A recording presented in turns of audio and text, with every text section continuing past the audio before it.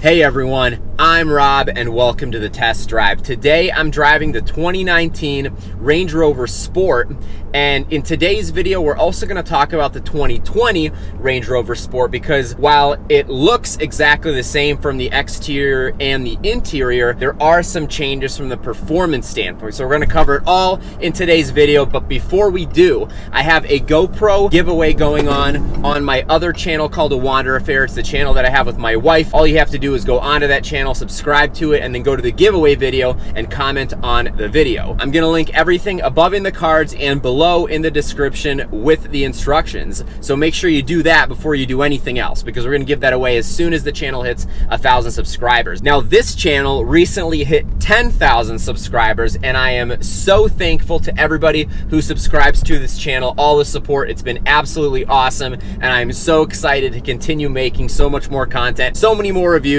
so many awesome videos of my cars, some really awesome mods to my 2019 440i are on the way as well, and we're going to be taking it for its first track day. But this video is not about any of that. This is the 2019 Range Rover Sport. So like in every other video, we're going to start with the exterior of this vehicle, and I have to say that my favorite thing about the Range Rover Sport has always been the looks. I absolutely love the way that this SUV looks, especially from the front. It is such an aggressive front end with the way that the headlights look and the stance, how it looks lowered from the factory. It doesn't look too bulky, it just looks very sporty, very agile. This one has the standard 20-inch wheels, but there are much better looking wheels that you can get from the factory, starting at around $2,000. And then from the rear, I again just love the way that this Range Rover Sport looks. The taillights look very sleek, very nice. I love that it has dual exhaust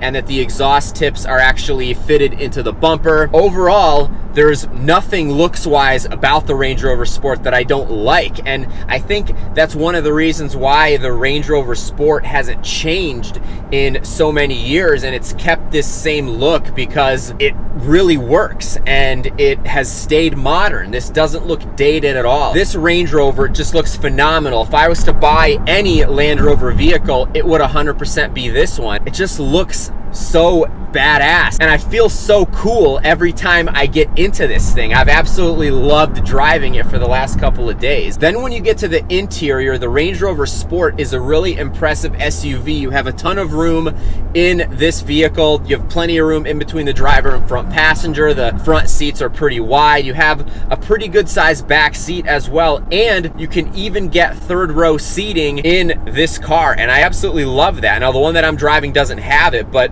it's only around a $2,000 option, and I think it's definitely worth it because it takes the seating capacity of this thing from 5 to 7, and even though those third row seats aren't that big, they're good enough, like for kids. It's great to have, and it just makes this Range Rover even more versatile. Leather seats are of course standard in the Range Rover Sport, and these seats are very soft. They're so nice. These headrests are actually amazing. They are very soft, very pillow-like. For only $810, you can actually get heated and cooled front seats, and then for a little over $1,000, you can actually get the front and rear seats heated and cooled, which is really cool, especially in the back seat. You don't see cooled seats very often, so I like that a lot. The available comfort amenities don't stop there, because you also have a climate package. I'm not sure exactly what it's called. It's also not very expensive, and it gives you a heated steering wheel, and my favorite thing about it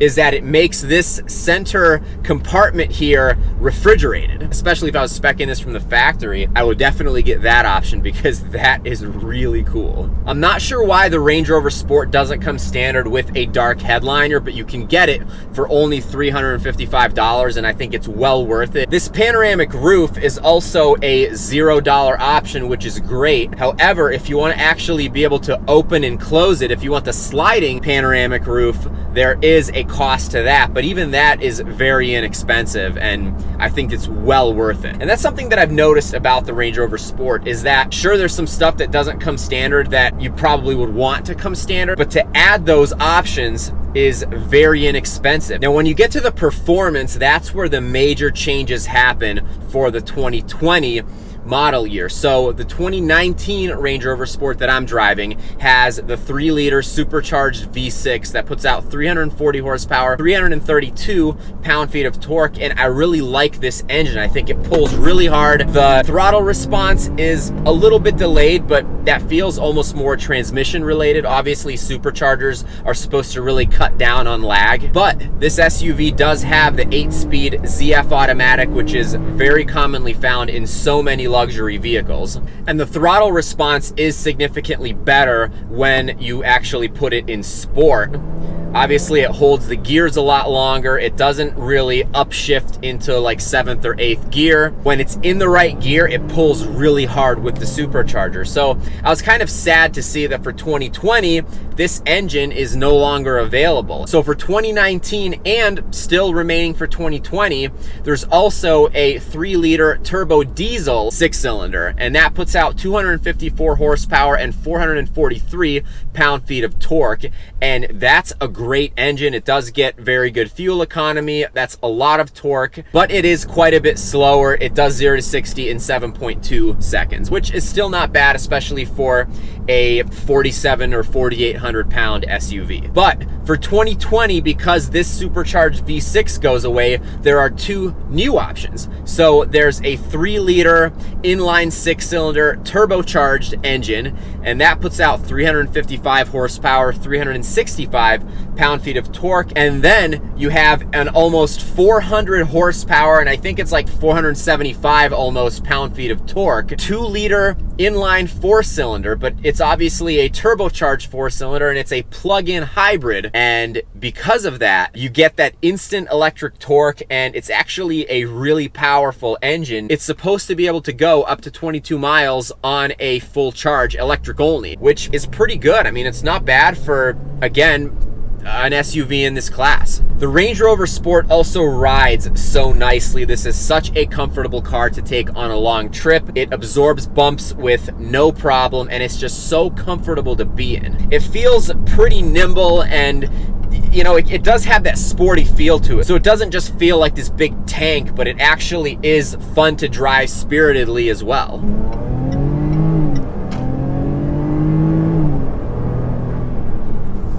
Yeah, I'm gonna miss that supercharger whine and how hard that pulls. Then when you get to the technology, I'm again really impressed with the Range Rover Sport. When you just sit in here, you have 3 very large screens, which I absolutely love. You have a large, fully digital instrument cluster that looks really nice. You also have a very nice, large, very wide touch screen, and then you have another big touch screen for the climate controls, and you can do a couple other like vehicle settings and phone settings and stuff like that with it. It's so futuristic to have all these screens, and I haven't always been a fan of the dual screens. Like, I've driven a couple Infiniti vehicles that have it, and I wasn't absolutely thrilled with it, but I think it looks so much better in the Range Rover Sport. And it's also way more functional. They're not laggy, they're not like set up very weird. You obviously get keyless entry, and I love that when you lock the car, the mirrors actually fold in. And there's a lot of safety technology that you can get in the Range Rover Sport as well. There's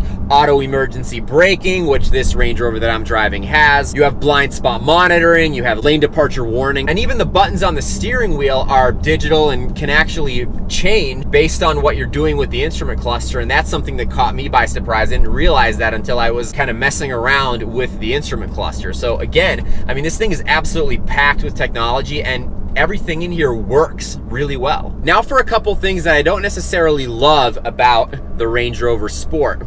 Firstly, this shift knob I actually like. However, if you're going from reverse to drive with pretty much any shift knob in any vehicle, you can just kind of move it back from reverse to drive without actually pressing the lock or unlock button, I guess, for the shifter. But when you do it in this car, it just goes to neutral. It won't actually go into drive without you squeezing that button. And that's just something to get used to, but it was weird, and I've done it so many times in this thing where I just kind of, you know, I I reverse and then I just want to kind of flick it into drive, and I forget that I have to squeeze that button. Another thing I'm not crazy about, and there's probably a lot of people that will disagree with me, is these armrests.